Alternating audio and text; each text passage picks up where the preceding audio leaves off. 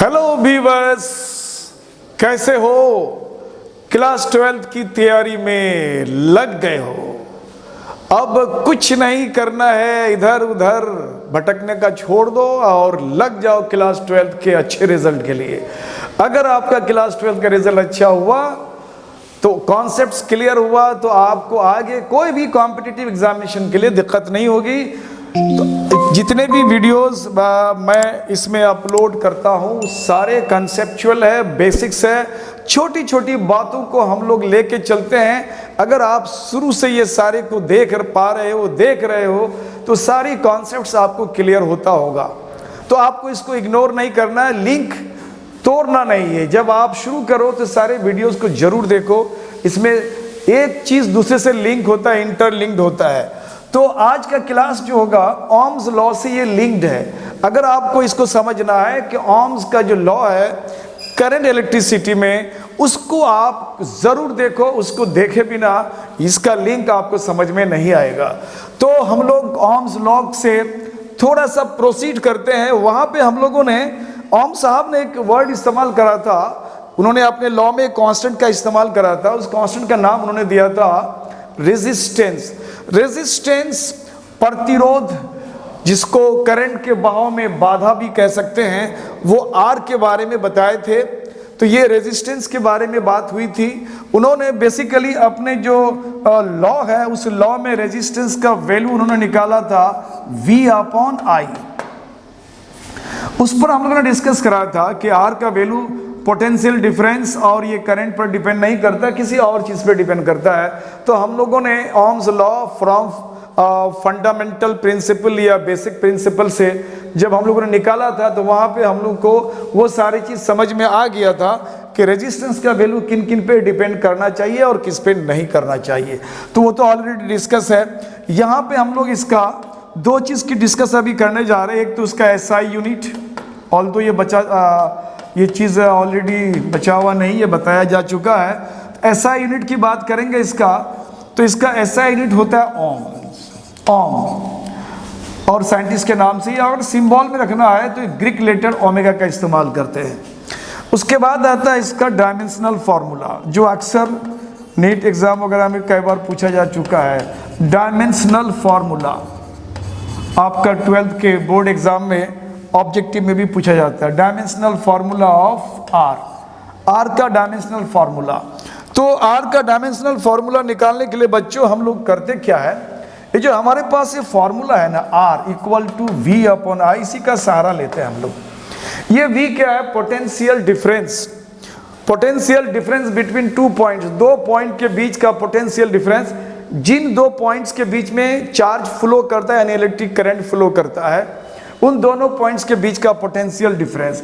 अगर हम potential difference के बिल्कुल बेसिक डेफिनेशन में जाते हैं तो वहां कहते हैं कि यूनिट पॉजिटिव चार्ज को एक पॉइंट से दूसरे पॉइंट में कैरी करने में जो वर्क होता है उसी वर्क को हम लोग पोटेंशियल डिफरेंस कहते हैं। तो from one point to other point. और पोटेंशियल कहते हैं कि unit positive charge from infinity to a point, किसी पॉइंट में इन्फिनिटी से लाने में जो वर्क करना पड़ता है that work is known as potential. तो यहाँ पे दो पॉइंट्स के बीच का पोटेंशियल डिफरेंस है work done per unit charge ही होता है डेफिनेशन, यानी work done per unit charge, यानी वर्क अपॉन चार्ज। और ये जो करंट होता है, करंट का जो SI यूनिट हम लोग एम्पियर लेते हैं। तो करंट को हम लोगों ने देखा था charge upon time, charge upon time. तो अगर हम लोगों को चार्ज का निकालना रहता है तो चार्ज का निकालने के लिए हम लोग इसको क्या करते हैं, IT = चार्ज हो जाता है। और अगर इसका डायमेंशनल फार्मूला की बात करते हैं तो यहाँ पे I का तो I लेते हैं, कहीं कहीं A भी लिया जाता है एम्पियर का, और T के लिए T लेते हैं कैपिटल। तो ये चार्ज का ये डायमेंशनल फार्मूला है जो ऑलरेडी इलेक्ट्रोस्टैटिक्स में आपको जब शुरू कराया गया था कूलम्ब्स लॉ, तो वहाँ कूलम्ब्स लॉ से ये चार्ज के बारे में वहाँ बताया जा चुका है। यहाँ पे ओम्स लॉ में जो हम लोग करंट की बात करते हैं तो इसमें से हम लोगों को ये सारी चीज़ के बारे में यहाँ अभी थोड़ी सी डिस्कस करनी है। वो ये है कि करंट के लिए तो हमने AT या IT कर दिया, इसको AT भी कर सकते हो, इसको हम लोग कहीं कहीं डायमेंशनल फार्मूला के लिए बच्चों ये आई की जगह ए भी लिया जाता है, AT, तो ये कंफ्यूज नहीं होना है। तो चार्ज का डायमेंशनल फार्मूला बोलना है तो IT या AT दोनों बोलते हैं हम लोग। तो यहाँ हो गया चार्ज करंट का तो हम लोग का I होगा या A होगा, I ले लेते हैं सिंबल में, ये स्क्वायर ब्रैकेट से घेर देते हैं डायमेंशनल सिंबल को दर्शाने के लिए। वर्क का होता है ml2 t power -2, ml2 t power -2, और चार्ज का होता है IT डिवाइडेड अपॉन I। अब इसको थोड़ा सा हम लोग सिंप्लीफाई करेंगे तो यहाँ हो जाएगा ml2 t पावर -2, यहाँ I है और ये IT नीचे आ जाएगा तो I स्क्वायर हो जाएगा और t हो जाएगा। अब इन सारे वैल्यूज को हम लोग अप करते हैं, ऊपर करते हैं, तो यहाँ m हो जाएगा, L2 हो जाएगा। अब यहाँ t पावर -2 है और ये t जो अंडरस्टूड पावर 1 है, t पर अंडरस्टूड पावर 1 है, इसको अगर हम अप करते हैं तो t पावर -1 हो जाता है। तो t पावर -1 और t पावर यहाँ -2 ऑलरेडी है, दोनों मल्टीप्लाई होगा, -3 हो जाएगा और ये I2 ऊपर चला जाएगा तो I पावर -2। तो ये हो गया हमारा डायमेंशनल फॉर्मूला ऑफ रेजिस्टेंस का ये डायमेंशनल फॉर्मूला हो गया, यानी ml2 t पावर -2 और I power -3 and I power -2, ये रेजिस्टेंस का डायमेंशनल फॉर्मूला है। ठीक है, अब हम लोग इसको थोड़ा सा एक और दूसरा शक्ल देते हैं इसका। इस शक्ल में एक नया चीज आ जाएगा हमारा। जब हम लोगों ने रेजिस्टेंस का एक फॉर्मूला डिराइव करा था ओम साहब के लॉ से, तो रेजिस्टेंस का वैल्यू आया था हमारा m/n/e² टो, ग्रीक लेटर है टॉ, L/a, यह फॉर्मूला आया था हमारे पास। इस फॉर्मूला को हम लोगों ने डिराइव करा था। अब इससे ये वैल्यू को हम लोगों ने पर्टिकुलर फिजिकल कंडीशन यानी कंडीशंस को चेंज नहीं करा, कंडक्टर का मटेरियल, कंडक्टर का डायमेंशन वगैरह कुछ भी चेंज नहीं करा, तो हमारा जो ये वैल्यू है ये वैल्यू कांस्टेंट होता है। इस पर हम लोग लास्ट क्लासेस में, लास्ट जो मेरा लेक्चर है वीडियो, उसमें ऑलरेडी ये डिस्कस कर चुके हैं हम लोग। तो इसको हम लोगों ने एक सिंबल का यूज करा था, ग्रीक लेटर है, इसको रो कहते हैं, पी के शक्ल का होता है थोड़ा सा, L/a। तो यानी रेजिस्टेंस का एक वैल्यू ऐसा आता है, इस तरह से भी लेते हैं हम लोग।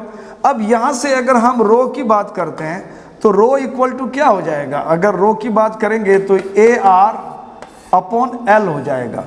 अब यहाँ अगर इसके SI यूनिट की बात करेंगे, इस रो को हम लोगों ने नाम दिया था रेजिस्टिविटी, इस रो को हम लोगों ने नाम दिया था रेजिस्टिविटी, या इसी का दूसरा नाम है स्पेसिफिक रेजिस्टेंस, स्पेसिफिक रेजिस्टेंस, दूसरा नाम इसका ये भी है स्पेसिफिक रेजिस्टेंस।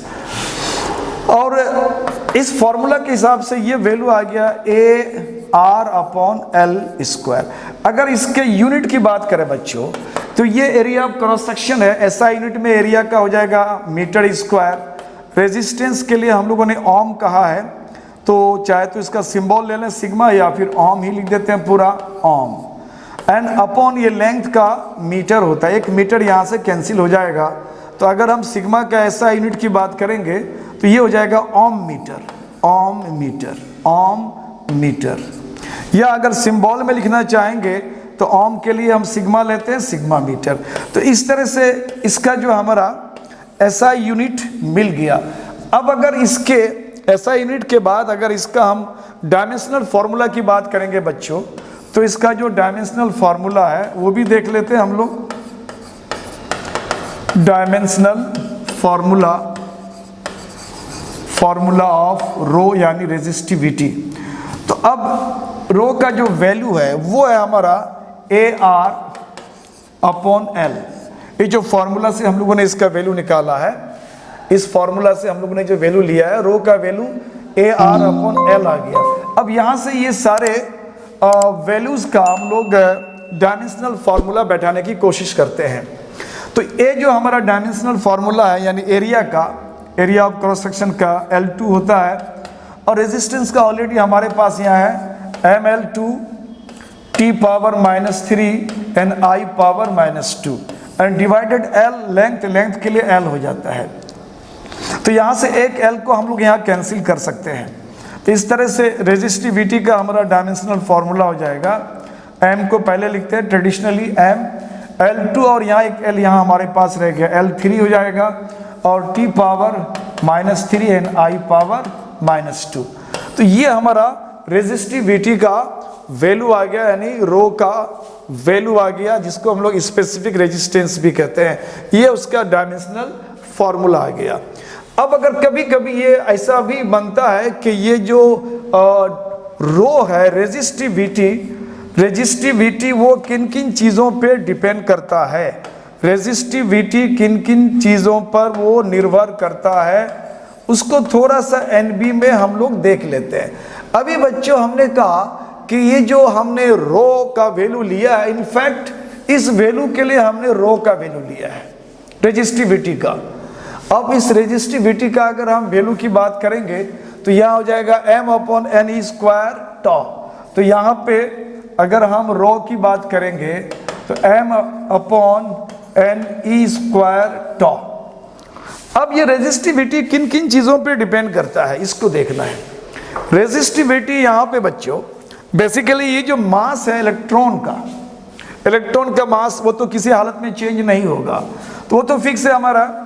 ये जो इलेक्ट्रॉन का चार्ज है e/², वो भी वैल्यू हमारा फिक्स है, वो भी चेंज नहीं होगा, मास भी चेंज नहीं होगा, चार्ज भी चेंज नहीं होगा।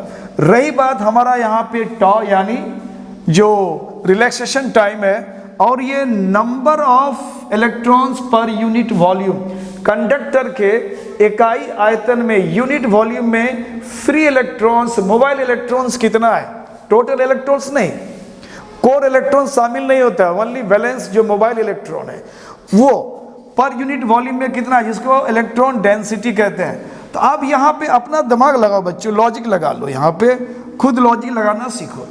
यानी मेटल टू मेटल चेंज करोगे तो ये वैल्यू डिफर करेगा, बदल जाएगा किधर, मेटल टू मेटल। अगर हमने मेटल को चेंज करा तो हमारा नंबर ऑफ फ्री इलेक्ट्रॉन्स, हर एक मेटल का आउटर मोस्ट सेल में अलग अलग इलेक्ट्रॉन होता है, तो मेटल का नेचर बदल दिया हमने, कोई दूसरे टाइप का मेटल ले लिया कंडक्टर में, तो वहाँ पे हमारा ये वैल्यू चेंज करेगा। रही बात ये हमारा रिलैक्सेशन टाइम, ये रिलैक्सेशन टाइम बच्चों टेम्परेचर पे डिपेंड करता है। अगर आप टेम्परेचर को चेंज करोगे, चूंकि थर्मल स्पीड जो होता है वो डायरेक्ट टेम्परेचर पर, थर्मल स्पीड या थर्मल वेलोसिटी जो होता है वो टेम्परेचर पर डायरेक्ट डिपेंड करता है। अब अगर टेम्परेचर हमने बढ़ा दिया, टेम्परेचर को हमने अगर बढ़ा दिया तो ऑटोमेटिकली उसके भागने की, उसकी चलने की जो स्पीड काफ़ी बढ़ जाएगी, क्योंकि टेम्परेचर बढ़ने से काइनेटिक एनर्जी बढ़ जाएगा उसका। और काइनेटिक एनर्जी क्या होता है, 1/2 mv² होता है। अगर किसी पार्टिकल का काइनेटिक एनर्जी बढ़ने की बात करते हैं तो ये तो मैथमेटिकल कांस्टेंट नहीं बढ़ेगा। कोई पार्टिकल की बात है तो पार्टिकल का मास भी कांस्टेंट, अगर हमने यहाँ पार्टिकल इलेक्ट्रॉन ले रखा है उसका तो मास फिक्स है। अब अगर बढ़ने और घटने की बात कर रहे हैं, काइनेटिक एनर्जी के बढ़ने और घटने की बात करते हैं, तो ये बात जुड़ा हुआ सिर्फ उसके स्पीड से, या अगर वेलोसिटी कहते हैं तो वेलोसिटी से। वेलोसिटी अगर बढ़ गया तो काइनेटिक एनर्जी बढ़ेगा। तो टेम्परेचर बढ़ने से काइनेटिक एनर्जी बढ़ जाता है। निश्चित रूप से टेम्परेचर अगर बढ़ाया गया तो काइनेटिक एनर्जी बढ़ता है, और काइनेटिक एनर्जी बढ़ने का मतलब होता है कि उसका जो थर्मल स्पीड है वो बढ़ जाएगा, और उसके बढ़ने से जो रिलैक्सेशन टाइम है वो घट जाएगा।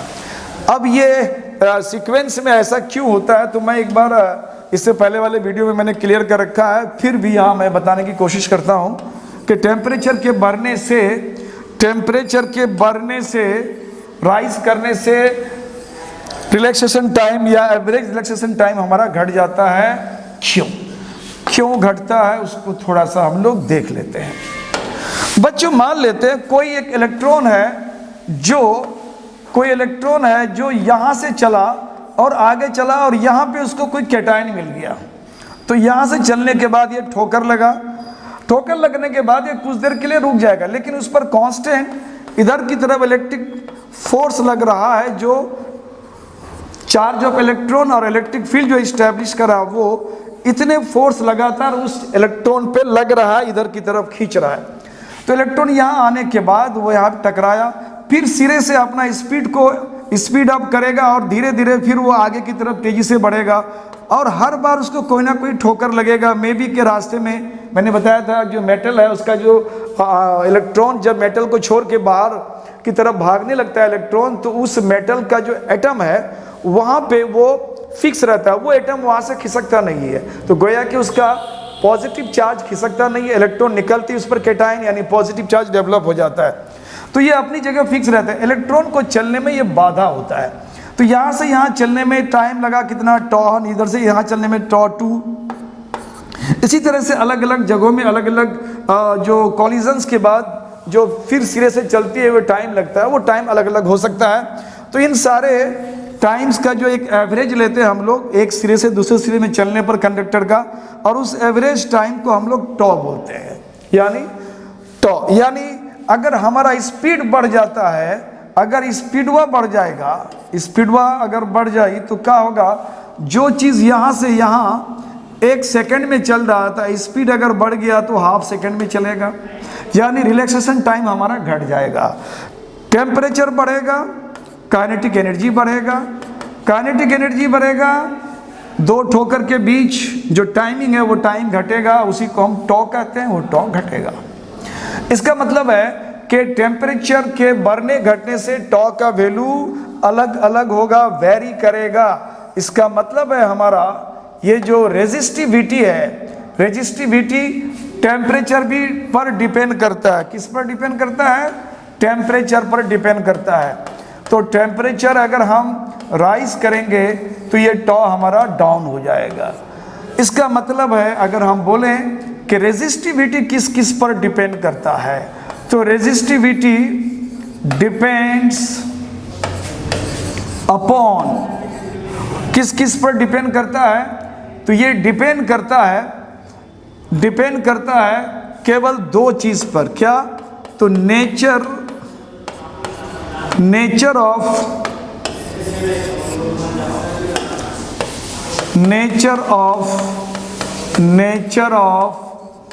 मटीरियल ऑफ कंडक्टर का मटीरियल का नेचर, यानी किस टाइप का मेटल है, और डिपेंड करता है किस पर? टेम्परेचर पर। टेम्परेचर पर डिपेंड करता है, यानी ये जो रेजिस्टिविटी है टेम्परेचर का रेसिप्रोकल होता है, यानी टेम्परेचर बढ़ेगा तो ये घटेगा और उसके घटने से ये बढ़ेगा। रेजिस्टिविटी 2 चीज पर डिपेंड करता है। और रेजिस्टेंस को हम लोगों ने ऑलरेडी देख चुका है। रेजिस्टेंस किस किस पर डिपेंड करता है?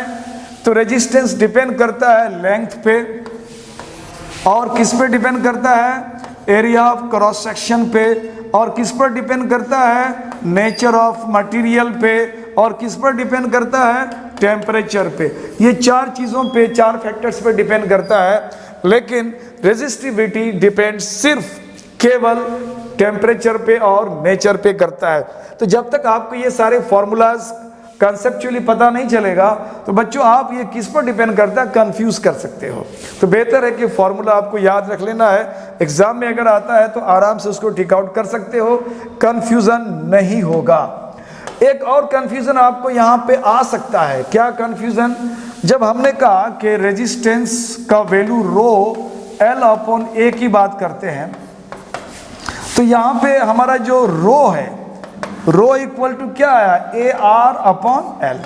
यहाँ से ऐसा लगता है कि जो ये रेजिस्टिविटी है वो एरिया क्रॉस सेक्शन पे डिपेंड करता है, ऊपर है लगता है डायरेक्टली प्रोपोर्शनल है, रेजिस्टेंस पे डिपेंड करता है और लेंथ पे डिपेंड करता है। तो बच्चों यहाँ पे आपको ये ध्यान रखना है कि ये रेजिस्टिविटी अगर हम कहें कि ये लगभग तीनों पर, इन 2 पर तो डिपेंड करता ही नहीं है। ये रही बात रेजिस्टेंस पे, तो ये जो रो या रेजिस्टिविटी है रेजिस्टेंस पर डिपेंड करता है, लेकिन रेजिस्टेंस के केवल 2 फैक्टर पे डिपेंड करता है, नेचर और टेम्परेचर।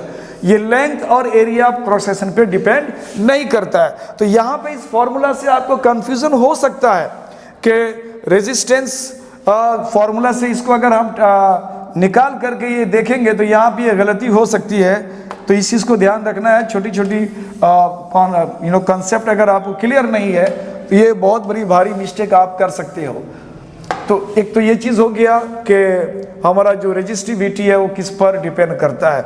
अब रही बात इसका डेफिनेशन का, तो अगर इसके डेफिनेशन की अगर बात करें बच्चों, तो डेफिनेशन की अगर बात करते हैं तो ज़्यादा कुछ नहीं है, हम लोग सीधे बोलेंगे resistance equal to rho L upon A. तो आर हो गया, रो हो गया, R equal to rho L upon A, यानी रो हो जाएगा A R upon L, A R upon L. तो ये हो गया हमारा रो का वैल्यू। अब यहाँ पे इन वैल्यूज को यानी एरिया ऑफ क्रॉस सेक्शन को अगर हम 1 कर दें और इसकी लेंथ को भी अगर हम 1 कर दें तो हमारे पास ये वैल्यू R हो जाएगा। या यूँ कह सकते हैं कि जो ये रेजिस्टिविटी है रो, वो रेजिस्टेंस के इक्विवेलेंट है। अच्छा, यहाँ एक टर्म हम लोग यूज़ कर सकते हैं कि resistivity is equivalent to resistance. किसी किताब में हमने देखा, कहीं देखोगे कि resistance is equal to resistivity is equal to resistance. ऐसा हम नहीं कह सकते हैं। Resistivity is not equal to resistance, equivalent हो सकता है, इक्वल नहीं हो सकता है। क्यों? क्योंकि रेजिस्टेंस का यूनिट क्या होता है? ऐसा यूनिट ओम होता है, इसका ओम होता है, और रेजिस्टिविटी का ऐसा यूनिट क्या होता है? ओम मीटर होता है। अब दो अलग अलग यूनिट है, दो अलग अलग यूनिट का वैल्यू बराबर कैसे कर सकते हैं हम लोग? उसको इक्विवेलेंट दिखा सकते हैं, हम उसको इक्वल नहीं कह सकते हैं। मान लो अगर यूनिट अलग अलग है, 1 kg का कोई चीज़ है और 1 मीटर कोई कपड़ा है, तो बोलेंगे ये वैल्यू और ये वैल्यू सेम हो गया, ऐसा नहीं है। हाँ, न्यूमेरिकली इक्वल है, ये भी 1 है, ये भी 1 है, यूनिट अलग अलग है, इसको हम न्यूमेरिकली इक्वल कहते हैं। और जो न्यूमेरिकली इक्वल होता है बच्चों, उसको हम लोग इक्विवेलेंट टर्म इस्तेमाल करते हैं। तो हम यहाँ कह सकते हैं कि रेजिस्टिविटी का जो वैल्यू है बच्चों, यहाँ पे रेजिस्टिविटी का वैल्यू यहाँ पे रेजिस्टेंस के इक्विवेलेंट है। कब? जब किसी कंडक्टर का लेंथ यूनिट हो जाए और ये एरिया ऑफ क्रॉस सेक्शन यानी ए भी यूनिट हो जाए। तो अगर हम इसको लिखना चाहें सिंपल भाषा में तो क्या बोलेंगे? Resistivity is numerically equal to resistance when length of conductor is unity and area of cross section of the conductor is unity.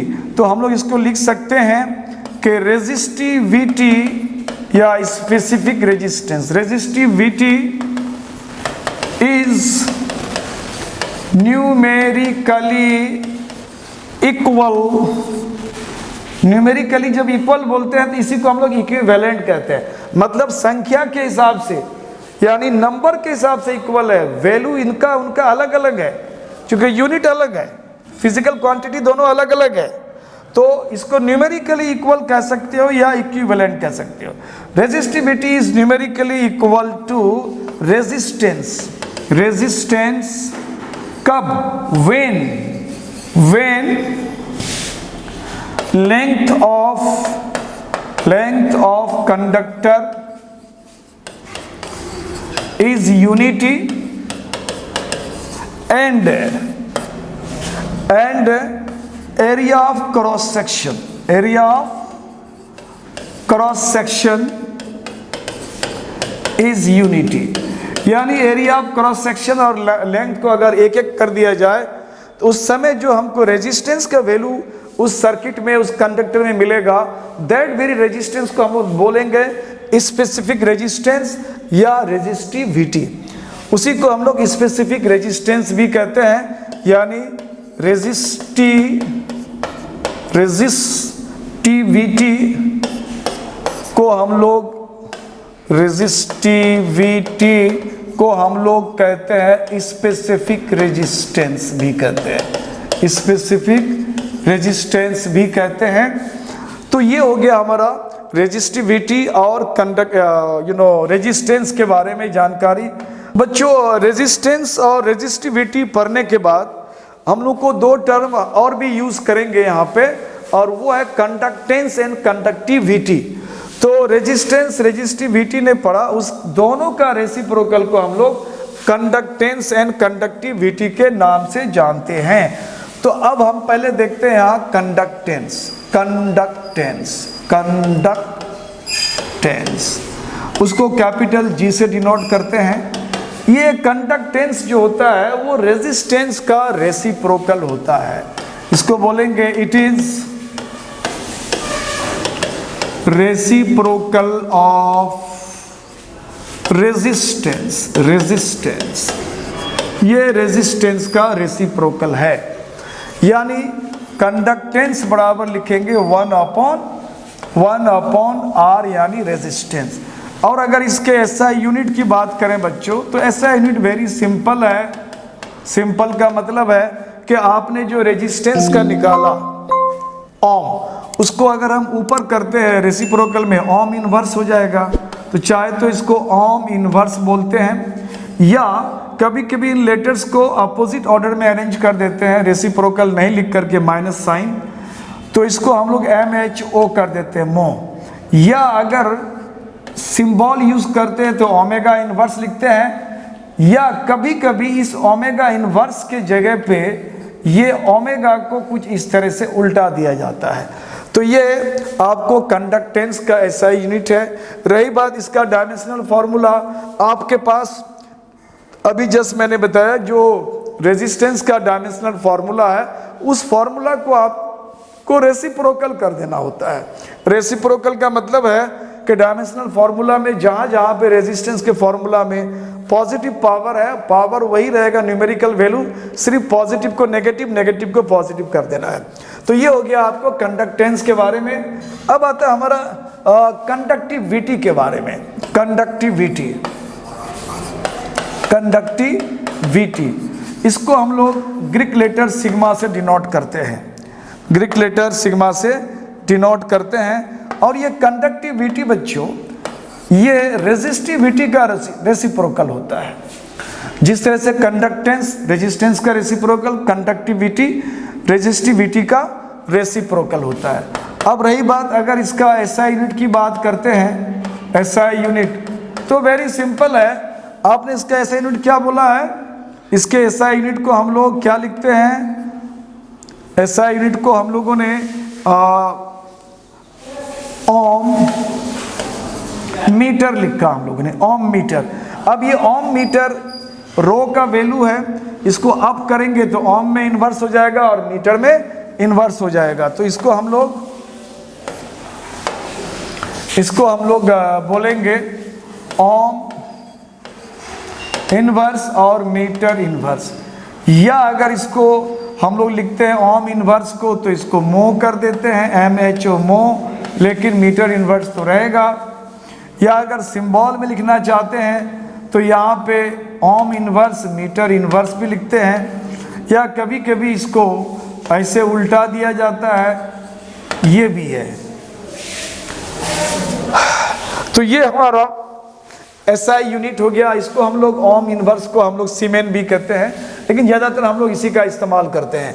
तो ये कंडक्टिविटी हो गया। और रही बात कंडक्टिविटी का जो डायमेंशनल फॉर्मूला है बच्चों, तो यहाँ पे आपने रेजिस्टिविटी का जो डायमेंशनल फॉर्मूला ले रखा है अभी जस्ट पहले, तो उसमें आपको वैल्यू को पावर का साइन सिर्फ चेंज करना है।